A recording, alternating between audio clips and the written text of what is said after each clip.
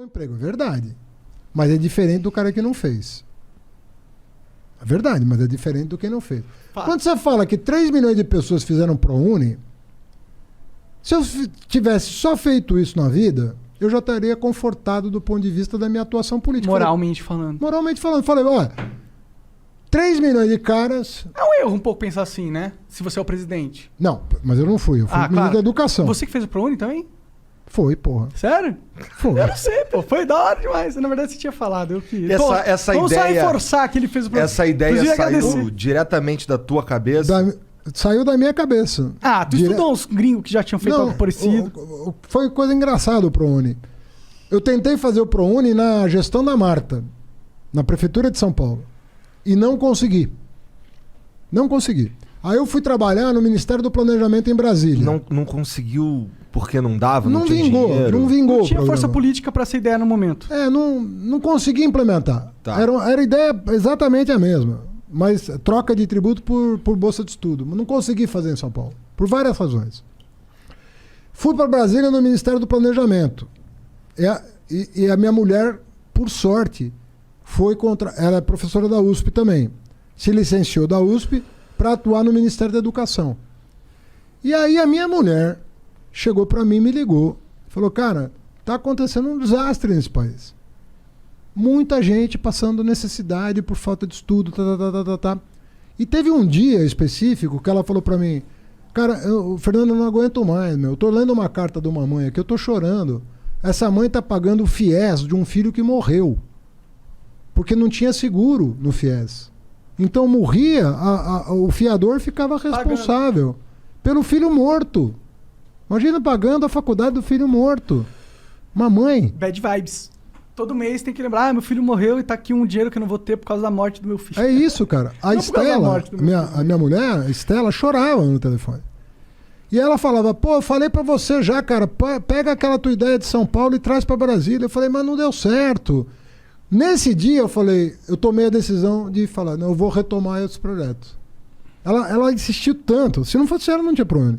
Ela insistiu tanto de eu retomar em Brasília o projeto que não deu certo em São Paulo. Eu falei, quer saber? Dividimos o trabalho, ela cuidou de uma parte dos estudos, eu cuidei de outra. Eu cuidei da parte jurídica e da parte de finanças públicas. Ela cuidou da parte do censo e da parte das finanças das instituições privadas. Juntamos os estudos, olhei, falei, fica de pé, vou tentar de novo. E aí, apresentamos para o Cristóvão Buarque, o Cristóvão Buarque não se interessou. Não se interessou. E sou amigo dele, tá, mas a verdade é essa, claro. Não se interessou. Quando entrou o Tarso Genro, em substituição ao Cristóvão Buarque, sem saber da existência desse projeto, o Tarso me convidou para ser vice-ministro. Eu falei, cara, vai ser do caralho, porque nós vamos fazer junto esse negócio. Quando eu apresentei pro Tarso, o Tarso na hora pegou, botou debaixo do braço, foi até o Lula bateu o martelo. Em um mês, tava no ar o programa. Da hora. E aí, pô, você mudou a vida de 3 milhões de pessoas. Não, foi importante. A minha ex-namorada fez farmácia. Aí você fala, pô, não valeu a pena? De novo, você passa uma vida, né? Você tem uma vida lá, sei lá, 70, 80 anos de idade, 90 anos de idade, se você tiver muita sorte, mais que isso. Mas tudo bem, é sorte. Se passar dos 90 é sorte. Porra. Né? Pode ser considerado um azar também. Ou isso, né? Depende de como você chega, né? Mas o que eu quero te dizer é assim, se você conseguir deixar um legado que mudou a vida de milhões de pessoas, pô, meu, legal. Num país que precisa tanto. Eu sinto que não dá pra, assim, eu não sou... Agora, esse é um programa que eu fiz. E os outros todos? Tá, mas vamos entrar numa crítica, então, nesse sentido da parada de fortalecer o ensino superior. O Brasil, ele tem um problema. Não, eu falei da básica pra ele me perguntou da básica. Eu entendo, mas eu tô olhando assim pro Brasil, não tô falando do Haddad aqui. Sim. Tô falando do Brasil. Sim. O Brasil, ele teve... talvez o PT tenha sido culpado nisso, ele tem um problema muito forte, na minha opinião, que ele investe muito nessa questão do ensino superior, mas esqueceu um pouco da base. Não é verdade. Vou te dar os dados. Eu acho que é verdade. Eu vejo o brasileiro, eu vejo que é verdade. Tem de cor, tudo isso aí. Eu modéstia a parte, estudo as coisas que eu faço. Mas dá pra ver a população aí, elas são não são super inteligentes, assim, tipo, letradas, tiveram um fundamental forte. Dá pra ver que não teve, entendeu? Muita gente não teve, mas muita gente teve. E cada vez mais gente tem. Em Curitiba teve. Né? Em Curitiba tem umas faculdades, escolas públicas muito boas. Não, mas você vai achar hoje você vai achar. Um estado como o Maranhão hoje tem boas escolas. Um estado como Pernambuco hoje tem boas escolas. Ceará tem boas escolas. Públicas. Não tinha. Eu estou te dizendo, nós começamos tarde. O Brasil começou tarde em investir em educação. Você não vai mudar em 10 anos um retrocesso de 500. Eu estou dizendo para você que na abolição da escravidão a gente proibiu o voto do analfabeto para não deixar os pretos votar. E levamos 100 anos para mudar a lei. Não, 100. eu entendo que a gente começa lá atrás. Então nós começamos muito tarde. Eu fico feliz com a tua indignação, sabe? Porque ela não existia 50 anos atrás, 30 anos atrás. Essa indignação que você corretamente... O que eu digo é assim, que começou a mudar. Vai mudar ainda mais? Não sei. Se continuar esse tipo de coisa que está acontecendo em Brasília, não vai mudar. Nós vamos retroceder. Mas não houve uma super desvalorização do diploma? No sentido que...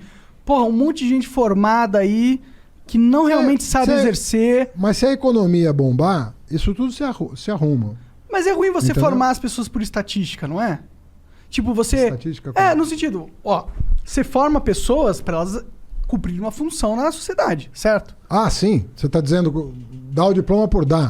Claro, mas aconteceu muito isso no Brasil, não sei. Houve uma ultrapopularização do diploma. Acontece um pouco no mundo inteiro. Tem muito...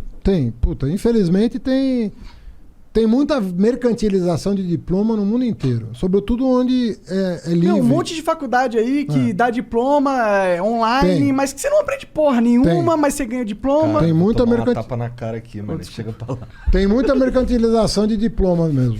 E você não acha que o governo incentivou mais? Agora, se deixou de... Na minha época de ministro, eu vivia fechando faculdade. Porque tinha uma lei chamada Sinais que permitia ao ministro fechar um curso. Esse curso é uma porcaria, fecha. Eu cheguei numa portaria, numa canetada. Você botar na internet aí, você vai ver. Numa canetada, eu cheguei a fechar 22 ou 24 mil vagas de direito. Porra! Acha na internet. Numa canetada, pá, fecha. Isso acabou. Não tem mais. Você não ouve mais falar de um ministro com o peito de fazer um negócio desse. Não tem mais. Mas quando eu era ministro, tinha. Por isso que eu falo, você precisa me conhecer melhor. Claro, mas aí a crítica não é sobre você, na verdade. A crítica porque para ter peito de fazer... E eu não estou falando de escolinha de fundo de quintal, não. Eu peguei... Uma escola milionária, que estava lucrando muito. Que estava lucrando muito, mas dava curso ruim, mandei fechar.